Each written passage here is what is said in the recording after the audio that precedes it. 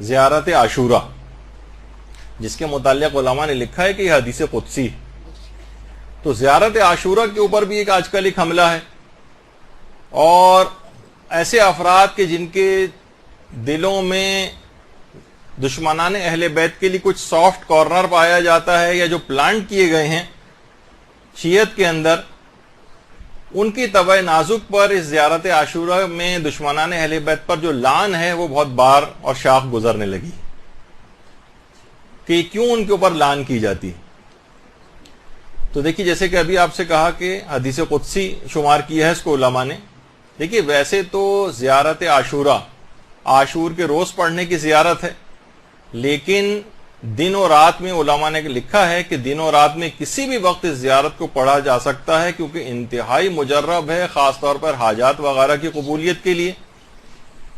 اور باقاعدہ آیت اللہ بہجت سے منسوب ان کا ایک خواب ہے، جس کو باقاعدہ طور پر میں نے کسی کتاب وغیرہ کے اندر تو نہیں دیکھا ہے، لیکن ان سے ایک بہت شہرت دی جاتی ہے کہ انہوں نے اپنے استاد آیت اللہ علی آقا قاضی کو خواب میں دیکھا تھا. تو پوچھا تھا کہ کیا کوئی آپ کے دل میں ایسی حسرت ہے کہ میں دنیا میں واپس اگر آ جاؤں تو کون سا کام میں ایسا ہو کہ جو روزانہ انجام دوں جس کو؟ تو انہوں نے کہا ہاں، ایک حسرت ہے، کاش میں اس دنیا میں آ کر روزانہ زیارت عاشورہ پڑھا کرتا. ضرور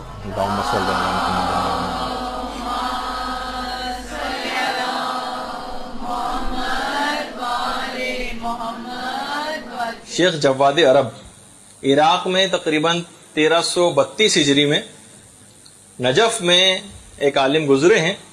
انہوں نے خواب میں حضرت اسرائیل کو دیکھا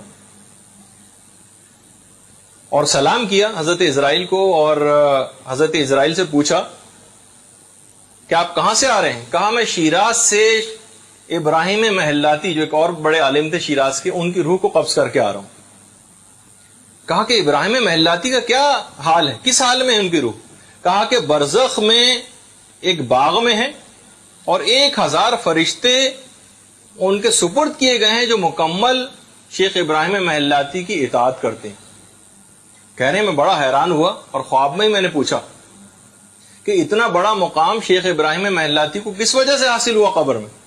کہا کہ حضرت اسرائیل نے کہا کہ زیارت عاشورہ کو پابندی سے پڑھنے کی وجہ سے. زیارت عاشورہ کی اتنی حد تک شیخ ابراہیم محلاتی پابندی کرتے تھے کہ 30-35 سال تک مسلسل پڑھی، اور اگر کسی وقت نہیں پڑھ پاتے تھے، بیمار ہو جاتے تھے، تو ایک نائب مقرر کرتے تھے جو ان کی طرف سے زیارت عاشورہ کو پڑھا کرتا تھا. تو دیکھا آپ نے کہ قبر میں فائدہ پہنچانے والے اعمال میں سے ایک یہ بھی بہت بڑا. اچھا، ایک کتاب ہے آخرت ساز واقعات، اردو میں ترجمہ بھی ہو گئی ہے. علی افضل قومی قبلہ مولانا نے اس کا ترجمہ کیا ہے. اس میں کہ شہر اصفہان کے ایک عالم دین نے ایک شرط پر اپنا نام بتایا نہ جائے بشرط، اس شرط پہ انہوں نے اس واقعے کو بیان کرنے کی اجازت دی. کہنے ایک رات مجھے الہام ہوا کہ اصفہان کا ایک مومن دکاندار ہے، اس کو 45,000 تومان لے جا کر مدد کے طور پر دو. اچھا، میں اٹھا، اب میں سوچ رہا ہوں پتہ نہیں یہ بات حقیقت ہے، خواب ہے، کیا ہے. بہرحال وہ مشخص کر دیا گیا تھا دکاندار، میں اس کو پہچانتا تھا. خواب میں مجھے حکم دیا گیا کہ جاؤ اور اس کو 45,000 تومان دو. اچھا، میں بہرحال اس کی دکان پہ گیا، کچھ گاہک وغیرہ موجود تھے. میں نے اس سے کہا کہ میں تم سے اکیلے میں کچھ ملنا چاہتا ہوں. وہ مجھے ایک مسجد میں برابر میں لے گیا. مسجد میں جب لے گیا تو میں نے کہا کہ تم کی کوئی پریشانی کا شکار ہو؟ اس نے کچھ بتانے پر تیار نہیں ہوا. جب بہرحال کچھ بتانے کو تیار نہیں ہوا تو میں نے اپنی جیب سے وہ لفافہ نکالا جس میں 45,000 تومان تھے. بس اس کو کہا کہ تم یہ لے لو، مجھے حکم ہے کہ تمہیں دے دوں.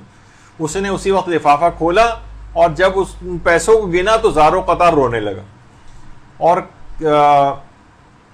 کہنے لگا کہ میں 45,000 تومان ہی کا مقروض تھا، اور میں نے نظر کی تھی کہ میں روزانہ نماز فجر کے بعد زیارت عاشورہ کا ایک عمل کروں گا، زیارت عاشورہ کا عمل. اور آج اس زیارت عاشورہ کے عمل کا 40واں روز ہے، اور 45. اچھا، وہ عالم کہتے ہیں کہ میں نے جب وہ خواب میں نے دیکھا تھا کہ اس کی جا کر مدد کرنی، بس پیسے کتنے، میں نے جا کر اپنے پیسوں کو ٹٹولا اور گنا تو دیکھا وہ 45,000 تومانی تھی.